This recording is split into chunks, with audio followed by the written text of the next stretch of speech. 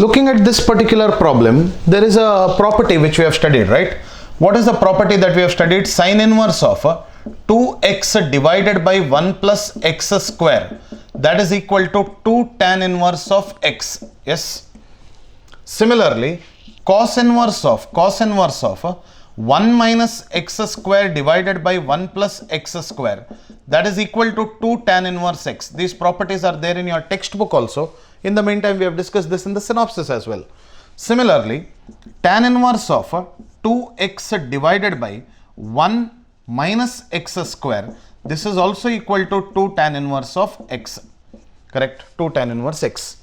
Now here it is all the same way. So here I can say instead of x there is a variable called a minus 2 tan inverse of b minus 2 tan inverse b, that is equal to 2 tan inverse of x. Is it right?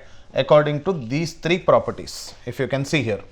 Here it is a in place of x, here it is b in place of x, here it is x only.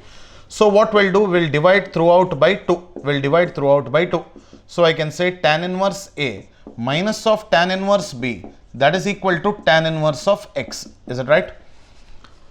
We know one formula, tan inverse of let me say tan inverse of theta minus tan inverse of phi. Okay, tan inverse theta minus tan inverse phi, that is equal to tan inverse of theta minus phi divided by 1 plus theta into phi. Yes or no?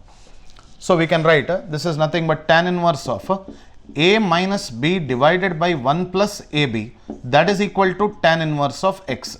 You can clearly see here tan inverse and tan inverse on both the LHS RHS will get compared. This implies it won't get cancelled, rather it will get compared. Is it okay? So this value will be equal to the value of x. This is the answer to the question.